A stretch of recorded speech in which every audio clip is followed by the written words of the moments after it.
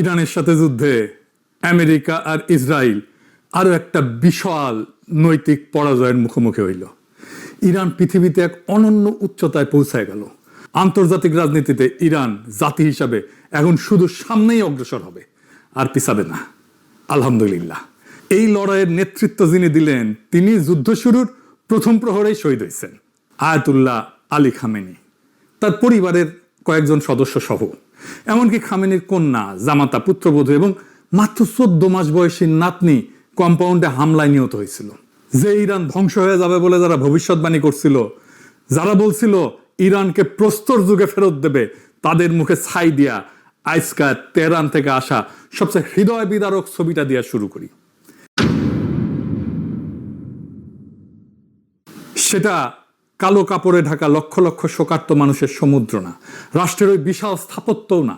সবচেয়ে হৃদয় বিদারক ছবিটা হইল একটা ছোট্ট পতাকায় ঢাকা কফিন, 14 মাস বয়সী একটা শিশুর কফিন, যেটা বসে আছে ঠিক গোটা দুনিয়ার জিওপলিটিক্যাল সংঘাতের একদম কেন্দ্রে। আন্তর্জাতিক মিডিয়া যখন আয়াতুল্লাহ আলী খামেনির বিশাল রাষ্ট্রীয় জানাজার সুদূর প্রসারী রাজনৈতিক তাৎপর্য নিয়ে ব্যস্ত, গ্র্যান্ড মোসাল্লার ভেতরে হাজার হাজার মানুষ তখন কাঁদতেছে মঞ্চের ওই সবচেয়ে ছোট্ট কফিনটা নিয়ে। খামেনির নাতনি জাহরা মোহাম্মদী গোল পায়গানি যুদ্ধের প্রথম হামলাতেই দাদার সাথে যে শহীদ হয়ে গেছে। ইরান ইচ্ছাকৃতভাবে এই মানবিক বিপর্যয়টাকে দুনিয়ার সামনে সম্প্রচার করছে। একটা অকল্পনীয় পারিবারিক ট্র্যাজেডিকে তারা রূপান্তরিত করছে এক প্রতিরোধের এক অনমনীয় মনস্তাত্ত্বিক অস্ত্রে। একটা নীরব পারিবারিক দাফনকে বানায় ফেলছে পশ্চিমের বিরুদ্ধে চিরস্থায়ী অবাধ্যতার প্রতীকে। আর ঠিক এই জায়গাতেই পৃথিবীর প্রতি ইরানের আসল রাজনৈতিক বার্তাটা লুকানো আছে। বেশিরভাগ সময় সবচেয়ে ভয়ঙ্কর রাজনৈতিক বার্তা কোনো কূটনৈতিক চিঠিতে লেখা থাকে না। ইরানের পৃথিবীর প্রতি সবচেয়ে ভয়ঙ্কর বার্তাটা কি?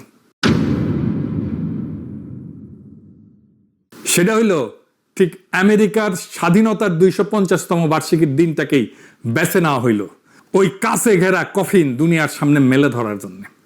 ওয়াশিংটন যখন 4 জুলাই আতশবাজি ফোটাইতেছে তাদের স্বাধীনতার 250তম বার্ষিকী উদযাপনের জন্য, সেই একই দিনে তেহরানের মোসাল্লায় লক্ষ লক্ষ মানুষ বুক চাপড়ায় কাঁদতেছে কাছে ঘেরা এক কফিনকে ঘিরা, যেখানে সুপ্রিম লিডারের সাথে শুয়ে আছে প্রথম হামলায় নিহত পরিবারের আরো 4 জন। ইরান আমেরিকার এই উদযাপনকে মিথ্যা প্রমাণ করে দিল কয়েকটা কফিন দিয়া। ইরান এখানে আর একটা বড় খেলা খেলছে। কি খেলা? এই অবিশ্বাস্য জনসমুদ্র, এই কান্নার ওই পারে আসল খেলাটা কি? ইরান এই 5 শহর জুড়ে বিশাল জানাজা মিছিলটাকে বানায় ফেলছে এক মনস্তাত্ত্বিক যুদ্ধের একটা মাস্টার ক্লাসে। শোকের এই গোটা রাষ্ট্রীয় স্পেকটাকেলটাকে তারা পর্দার আড়ালের শান্তি আলোচনায় একটা শক্তিশালী অস্ত্র হিসেবে ব্যবহার করছে। ইরান শান্তি আলোচনায় কি কি আদায় করতে চাইতেছে এখন? হরমুজ প্রণালী, যেই প্রণালী দিয়ে একসময় দুনিয়ার 1/5 তেল গ্যাস যাইত, তার উপরে নিজেদের নিয়ন্ত্রণ নিরঙ্কুশ কইরা ইরান যুদ্ধের একটা স্থায়ী সমাপ্তি আদায় করতে চাইতেছে। ইরানের চিফ নেগোসিয়েটর কাজেম গরিবাবাদী সরাসরি ফ্রান্স আর ব্রিটেনকে কঠোর প্রকাশ্য হুঁশিয়ারি দিছে। কারণটা কি? কারণটা স্টারমার আর ম্যাখো একটা যৌথ বিবৃতি দিছিল, যেখানে তারা প্রয়োজনে হরমুজে একটা বহুজাতিক নৌ মিশন মোতায়েনের প্রস্তুতির কথা বলছিল। গরিবাবাদীর জবাব হরমুজের নিরাপত্তা উপকূলীয় রাষ্ট্রগুলোর হাতে। সংকট সৃষ্টিকারীদের তাদের দুঃসাহসিকতার পরিণতির জন্য জবাবদিহি করতে হবে। এইটা একটা গুরুতর সতর্কবার্তা। এইবার আসেন আসল চমকে। কি সেটা? কোরআনের আয়াত দিয়া কূটনীতি, সবচেয়ে চতুর চাল। এই জানা যায় ইরান এমন একটা জিনিস করছে যেটা বিশ্লেষকরা বলছে ফিউনারেল ডিপ্লোমেসি, জানাজার কূটনীতি। 30টার বেশি বিদেশি প্রতিনিধি দল খামেনির কফিনে শ্রদ্ধা জানাইতে আসছে। আর প্রত্যেকটা দলকে যখন কফিনের সামনে আনা হয়েছে, ঠিক তখন কোরআনের একটা করে আলাদা আয়াত তেলাওয়াত করা হয়েছে। এইটা পাবলিক ডিপ্লোমেসিতে একটা নতুন জিনিস, যা আগে কখনো হয় নাই, এক অভাবনীয় উদ্ভাবন। আসেন আয়াতগুলো একটা একটা করে দেখি, আর দেখেন কিভাবে প্রত্যেকটা রাষ্ট্রকে তার প্রাপ্য অনুযায়ী বার্তা দেওয়া হয়েছে। তার আগে আর একটা জিনিস বলে নিই, ইরানের চোখে বিদেশি রাষ্ট্রগুলো 2 ভাগে বিভক্ত। এক ভাগ হইল রেজিস্ট্যান্স ক্যাম্প, যেমন হামাস, হিজবুল্লাহ, ইসলামিক জিহাদ, হাস্ত আল শাবি, লেবানন, এরা ইরানের আদর্শিক যুদ্ধের সহযোদ্ধা। ইসরায়েল আমেরিকার বিরুদ্ধে একই কাতারের লড়াকু এরা, এদের আয়াত দেওয়া হয়েছে যুদ্ধ, অঙ্গীকার, শহীদ, বিজয়ের। অর্থাৎ তোমরা আমাদের সৈনিক, আমাদের সহযোদ্ধা, আমাদের কমরেড। আর এক ভাগ হইল মিশর, কাতার, তুরস্কের মতো রাষ্ট্র। এদের বেলায় ইরানের বার্তাটা মূলত তোমরা জানাজায় আসছো, আমাদের বৈধতা দিছো, এই জন্য ধন্যবাদ, কিন্তু তোমরা আমাদের যুদ্ধের সৈনিক না। তাই এদের দেওয়া হয়েছে প্রশংসার আয়াত, জান্নাত, সন্তুষ্টি, কিন্তু যুদ্ধ বা সহযোদ্ধার আয়াত না। হামাসকে কি বলা হইল? বাংলা হইতেছে মুমিনদের মধ্যে এমন কিছু মানুষ আছে যারা আল্লাহর সঙ্গে করা অঙ্গীকার সত্য প্রমাণ করছে। তাদের কেউ কেউ নিজেদের অঙ্গীকার পূর্ণ করছে, আর কেউ কেউ অপেক্ষায় আছে। তারা তাদের অঙ্গীকারের সামান্যতম পরিবর্তনও আনেনি। অর্থাৎ তোমরা কথা রাখছো, তোমরা আমাদের লোক। হিজবুল্লাহকে কি বলা হলো? বাংলা হইতেছে তোমরা দুর্বল হও না, দুঃখও করো না।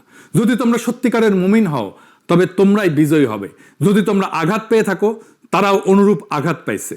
আমরা মানুষের মধ্যে পালাক্রমে বিজয় এবং পরাজয়ের দিন ঘুরায় দিই, আর আল্লাহ জালিমদের ভালোবাসেন না। নাসরুল্লাহর মৃত্যুর পরে ভেঙে পড়া হিজবুল্লাহকে সোজা সান্ত্বনা আর সাহস। ফিলিস্তিনি ইসলামিক জিহাদকে বলা হইল সূরা আল ফাতের আয়াত। বাংলা হইতেছে যাতে আল্লাহ তোমার অতীত এবং ভবিষ্যতের ত্রুটি ক্ষমা করেন এবং আল্লাহ তোমাকে এক মহাবিজয়ীর সাহায্য দান করেন।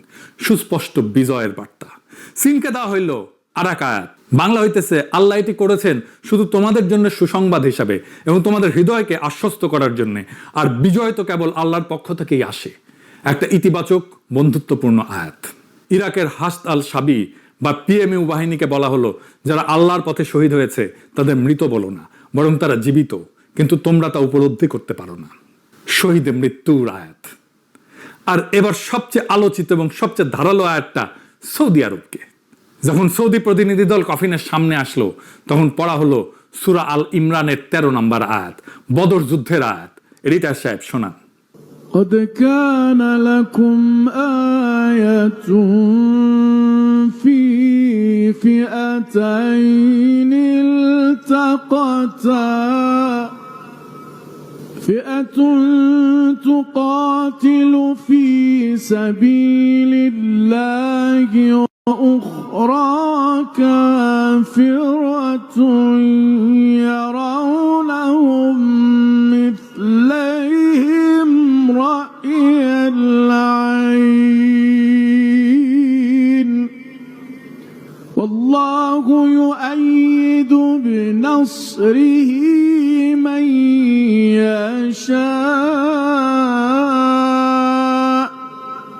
নিশ্চয়ই তোমাদের জন্য শিক্ষা ছিল সেই দুই বাহিনীর মধ্যে যারা যুদ্ধে মুখোমুখি হয়েছিল। এক দল আল্লাহর পথে যুদ্ধ করছিল আর অন্য দল ছিল অবিশ্বাসী। নিশ্চয়ই এতে অন্তর্দৃষ্টি সম্পন্ন মানুষের জন্য শিক্ষা রয়েছে। ভয়ঙ্কর খোঁচা। বদর যুদ্ধ যেখানে ছোট্ট একটা মুসলিম বাহিনী বিশাল শত্রুকে হারাই দিছিল, আর বদর হয়েছিল আজকে সৌদি আরবের মাটিতেই। সৌদি আরব যুদ্ধের সময় আমেরিকাকে নিজের ভূখণ্ড ব্যবহার করতে দিছিল, কিন্তু ইরান ছোট বাহিনী হয়েও বিজয় অর্জন করলো। বদর যুদ্ধের সাথে নিজেকে অ্যালাইন করলো ইরান। কাতারকে দেওয়া হইল ইসলামিক জিহাদের মতোই সেই আল ফাতার আয়াত, যাতে আল্লাহ তোমার অতীত ও ভবিষ্যতের ত্রুটি ক্ষমা করেন, আল্লাহ তোমাকে এক মহাবিজয়ের সাহায্য দান করেন। তবে কাতারের বেলায় এর মানে নরম, কারণ কাতার মধ্যস্থতাকারী। সমর্থনের জন্য ধন্যবাদ। তুরস্ককে বলা হইল আল্লাহ তাদের মর্যাদা বাড়িয়ে দিয়েছেন যারা নিজেদের সম্পদ এবং জীবন দিয়ে সংগ্রাম করে তাদের তুলনায় যারা ঘরে বসে থাকে। আঙ্কারা ঘরে বসে থেকে সতর্ক ভূমিকা নিয়েছিল, সেই দিকেই ইঙ্গিত দিছে ইরান। পাকিস্তানে দেওয়া হইল সূরা আল ইসারার আয়াত, হে আমার রব, আমাকে সম্মানের সঙ্গে প্রবেশ করান এবং সম্মানের সঙ্গে বের করে আনেন, আর আপনার পক্ষ থেকে আমাকে সহায়ক কর্তৃত্ব দান করেন। সততা আর বৈধ কর্তৃত্বের জন্য দোয়া, সহায়তার জন্য দোয়া। আর মিশরকে বলা হইল তাদের প্রতিদান তাদের রবের কাছে হবে চিরস্থায়ী জান্নাত, যার নিচ দিয়ে নদী প্রবাহিত। আল্লাহ তাদের প্রতি সন্তুষ্ট আর তারাও আল্লাহর প্রতি সন্তুষ্ট।